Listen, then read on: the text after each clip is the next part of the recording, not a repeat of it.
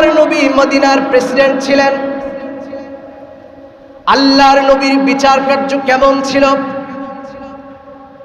বনু মাখজুমিয়া গোত্রের একজন মহিলা হঠাৎ করে চুরি করতে গিয়ে ধরা পড়ে গেল। আল্লাহর নবী সাল্লাল্লাহু আলাইহি ওয়াসাল্লামের কাছে বিচার চলে আসলো, বিশ্ব নবীর দরবারে বিচার চলে আসলো। আল্লাহর নবী সাল্লাল্লাহু আলাইহি ওয়াসাল্লাম বিচার ফয়সালা করে দিলেন, আস-সারিকু ওয়াস-সারিকাতু ফাকতাউ আইদিয়াহুমা। যদি স্বভাবের কারণে কেউ চুরি করে, অভাবের কারণে নয়, স্বভাবে যদি কেউ চুরি করে, আল্লাহর আইন অনুযায়ী ওই বান্দা কিংবা বান্দির হাতটাকে কর্তন করতে হবে। বিধানটা কার? আল্লাহর নবী ফয়সালা করলেন, আস-সারিকু ওয়াস-সারিকাতু ফাকতাউ আইদিয়াহুমা। আল্লাহর বিধান অনুযায়ী বনু মাখজুমিয়া গোত্রের ওই মহিলার হাতকে কর্তন করে দাও। আল্লাহর নবীর সাহাবীরা ভালো করে ভেবে দেখলেন, যেহেতু মহিলাটা সম্ভ্রান্ত পরিবারের মহিলা, যদি সত্যি হাত কাটা পড়ে যায় একটা ঝামেলার সৃষ্টি হতে পারে। আল্লাহর নবীর সাহাবীরা সবাই মিলে পরামর্শে বসলেন। পরামর্শক্রমে আল্লাহর নবীর সাহাবীরা এই সিদ্ধান্তে উপনীত হলেন, আল্লাহর নবীর কোনো প্রিয় সাহাবীকে বিশ্ব নবীর কাছে পাঠানো হবে। আর এই সাহাবী গিয়ে বিশ্ব নবীকে বলবে, আল্লাহর নবী একটু দেখেন না কোনোভাবে শাস্তিটা কম করা যায় কিনা। সিদ্ধান্ত অনুযায়ী হযরতে উসামা বিন যায়েদ রাদিয়াল্লাহু তাআলা আনহুকে বিশ্ব নবীর কাছে পাঠানো হলো। উসামা বিন যায়েদ রাদিয়াল্লাহু তাআলা আনহু বিশ্ব নবীর কাছে চলে গেলেন, গিয়ে বললেন, ইয়া রাসূলুল্লাহ, বনু মাখজুমিয়া গোত্রের যেই মহিলার হাত কাটার জন্য আপনি নির্দেশ দিয়েছেন, এই মহিলাটা সাধারণ কোনো ঘরের মহিলা নয়, সম্ভ্রান্ত পরিবারের মহিলা। বিশ্বনবী, ইয়া রাসূলুল্লাহ একটু দেখেন না কোনোভাবে শাস্তিটা কম করানো যায় কিনা। আল্লাহর নবীর মাথায় যেন আকাশ ভেঙে পড়ল। বিশ্বনবী রাগান্বিত হয়ে গেলেন। বিশ্বনবী হযরতে উসামা বিন যায়েদকে ধমক দিয়ে বললেন, উসামা, যা বলেছ খামোশ হয়ে যাও, চুপ হয়ে যাও। বনু মাখজুমিয়া গোত্রের মহিলা কেন, আমার কলিজার টুকরা ফাতিমাতুজ জহরাও যদি চুরি করত আর যদি ধরা পড়ত, আমি আল্লাহর নবী আমার মেয়ে হযরতে ফাতিমার শাস্তি হিসাবে তার রায় ঘোষণা হওয়ার পরে তার হাতটা কর্তন করতে এক চুল পরিমাণ সময় আমি ক্ষেপণ করতাম না। এই হলো ন্যায় বিচার। কথা বলেন ঠিক কিনা? কিন্তু আমাদের সমাজের চিত্র কি? এক নেতার সন্তান যদি অন্যায় করে, এই অন্যায়কে ঢাকার জন্য আরো অন্যান্য নেতারা যত কার্যকলাপ আছে সেগুলো করে। কথা বলেন ঠিক কিনা? আবার আমরা বিগত সময় দেখেছি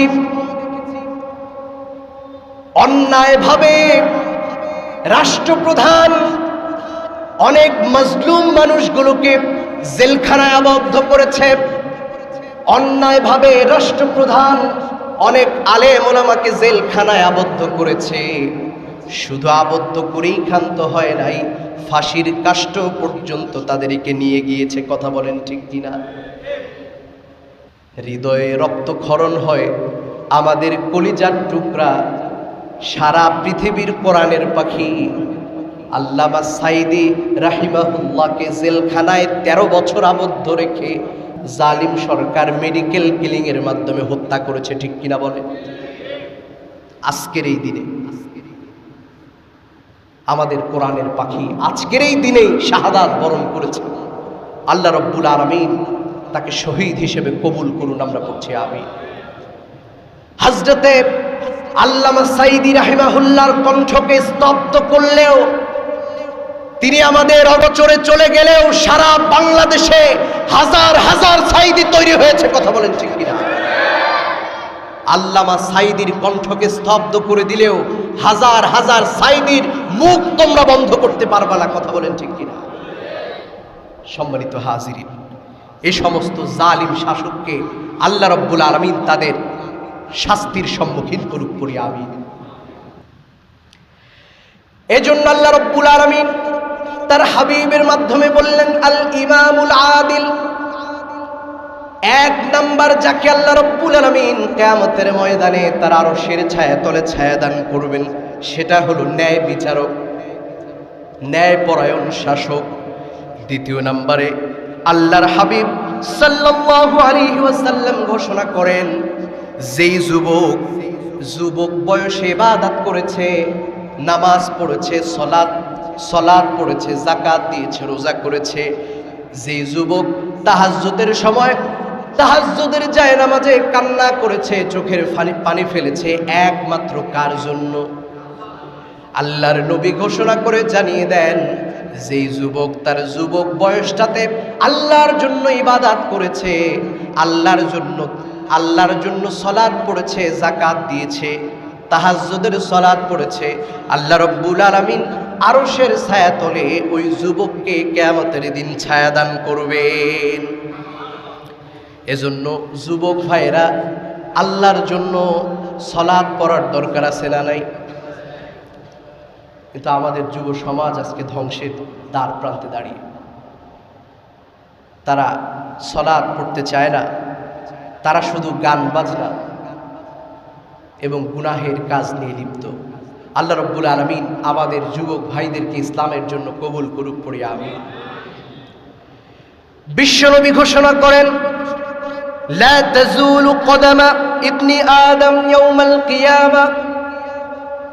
বিশ্বনবী সাল্লাল্লাহু আলাইহি ওয়াসাল্লাম ঘোষণা করে জানিয়ে দিয়েছেন, কিয়ামতের ময়দানে আল্লাহর বান্দাগুলোকে যখন আসামির কাঠগড়ায় দাঁড় করানো হবে, 5টা প্রশ্নের উত্তর না দেয়া পর্যন্ত আল্লাহর বান্দাগুলো এক চুল পরিমাণ সামনের দিকে অগ্রসর হতে পারবে না। কয়টা প্রশ্ন? এই 5টা প্রশ্নের মধ্যে একটা গুরুত্বপূর্ণ প্রশ্ন আল্লাহ আপনাকে, আমাকে, আমাদেরকে করবেন। আল্লাহ রাব্বুল আলামিন প্রশ্ন করবেন, বান্দারে, তোমাকে যে যৌবনটা আমি দিয়েছিলাম, যুবক বয়সটা দিয়েছিলাম, এই যুবক বয়সটা তুমি যুবক বয়সে কি করেছো? আমার ইবাদত করেছো নাকি অন্যায় পথে গিয়েছো? সম্মানিত হাজিরিন, যুবক বয়সে যদি আমরা ইবাদত করি, বৃদ্ধ বয়স আসলে, মানুষের বয়স যখন বেশি হয়ে যায়, আল্লাহর এই বান্দাগুলো এশার সালাত পড়ে নিয়াত করেছে ফজরে উঠবে, কিন্তু অসুস্থতার কারণে, বার্ধক্যজনিত কারণে উঠতে পারে না। আল্লাহ রাব্বুল আলামিন তার হাবিবের মাধ্যমে জানিয়ে দেন, বৃদ্ধ বয়সে যে আমলগুলো করতে চেয়েও পারল না, ওই বান্দা যদি যুবক বয়সে ইবাদত করে থাকে, যুবক বয়সের আমলগুলোকে আল্লাহ বৃদ্ধি করে দিয়ে বৃদ্ধ বয়সে আল্লাহ রাব্বুল আলামিন ট্রান্সফার করে দিবেন। সুবহানাল্লাহ।